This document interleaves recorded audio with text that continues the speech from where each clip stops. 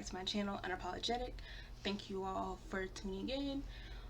Today I'm going to be doing the HBCU tag. I will be talking about my university, Virginia State University, Hell State. Shame on me for not wearing my paraphernalia today, but it got a little cold in my room, so I have on this hoodie. So I have a list of questions. The first question is, what is an HBCU? So for those of you that don't know what an HBCU is, an HBCU is a historically black college university. My HBCU is Virginia State University. We were founded in 1882. So a lot of people wonder, like, what is the purpose of an HBCU? HBCUs were founded for black people because sadly, predominantly white institutions did not want black people receiving an education, or even an education with them. So we had to start our own school so that we could receive an education. So that is why we have HBCUs. But that does not mean that we are in any way a form of segregation. Some people think that HBCUs are only for black people. Yes, the driving purpose for creating HBCU was to create a space for black people, but we do welcome all ethnicities, all races. So that kind of leads into my second question that I got. Is basically, are HBCUs diverse? So yes, we are diverse.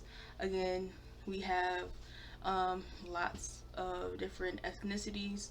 We have also, there are like different types of black people. You know, black people aren't the same, contrary to popular belief. Black people are not the same at all. There are different types of black people. You know, we have Caribbean students, we have African students. We also, like, there are different kinds of black people based on region. Like, a black person from New York isn't really going to be the same as a black person from Atlanta. They have different, you know, swag. They have different styles. They have different slang. So again, like, coming to an HBCU, you meet a lot of different types of people. You meet a lot of different types of black people. So yes, HBCUs are diverse. It just depends on how you look at it.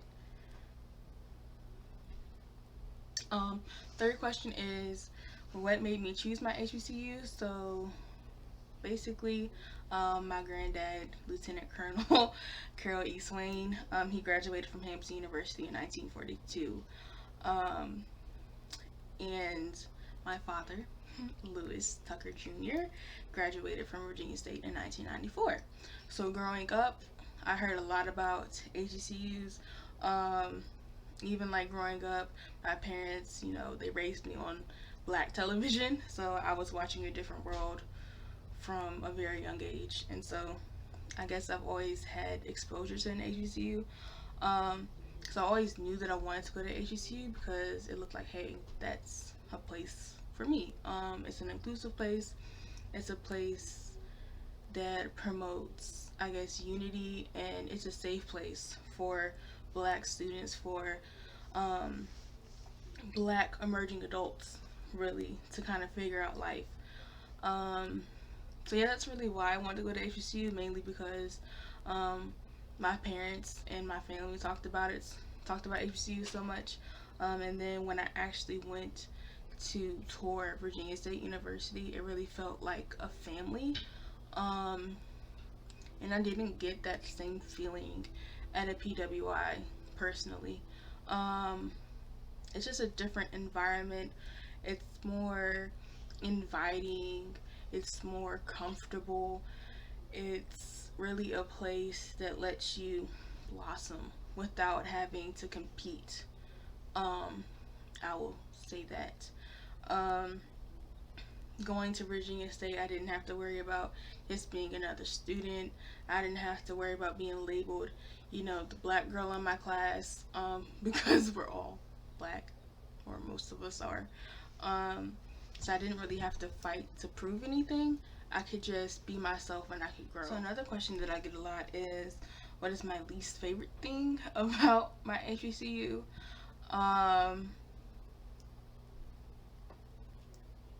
I can't really, like, think of anything completely negative, But I will say that I think we have to work on this as Black people. We have to be mindful of things that have been indoctrinated in us, like this sense of competition. There have been times, where I've seen like students kind of like compare themselves, or it's just like this jealousy, like, okay, you have this one girl, she is doing her thing, and then you have another girl that's like, I can't stand her, and it's like, well, why? I don't know, it's just something about her I don't like. It's just like there's this kind of ingrained kind of competition that we have between each other. And I think that during your time in the HBCU, it is the perfect time to kind of break those walls down and to rethink how you interact with even people of your own race, of your own culture. Because again, we are one. We are a family, and we should treat each other as family. Um, I will say that like colorism is still an issue.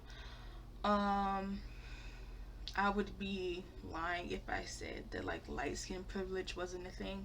Because I am light skinned. So me being to acknowledge that it exists is one thing.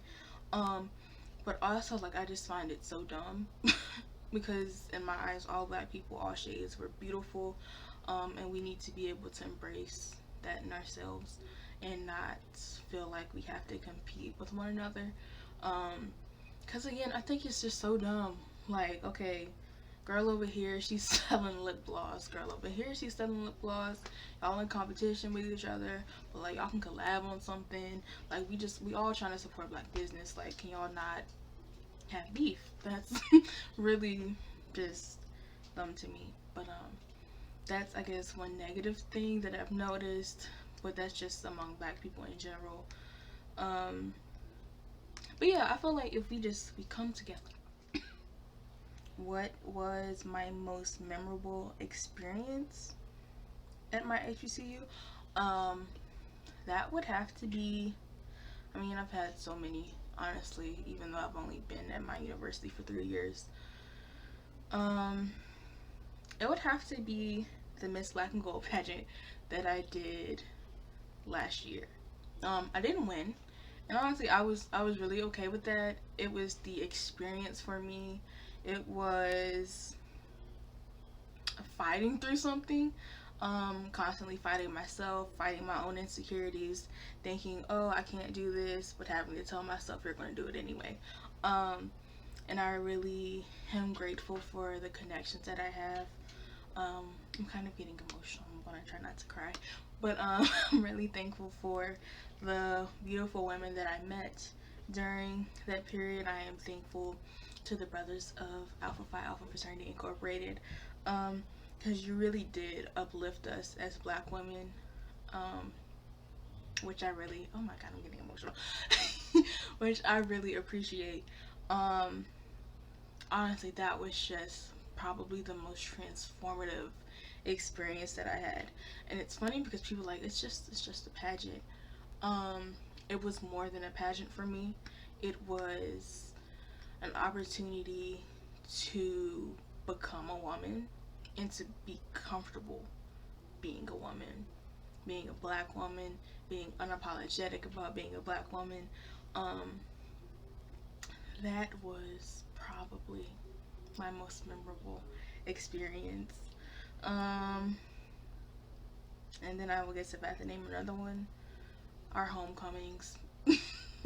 I'm so sad that like homecoming season was like canceled due to COVID, but homecomings is just an amazing atmosphere. Again, it feels like a really big family reunion as you have all these classes from way back in 1960 and 1970, and you have all the old heads, and then you have family, and they're just coming together again, just celebrating us, really. Um, so yeah, that's probably my most memorable experience. This video is getting kind of long, so I'm going to end it here. If you guys want a part two, I'll do a part two, and discuss some things a little more. If you have any other questions that have come to mind after watching this, go ahead and ask them. You can leave them in the comments. Yeah.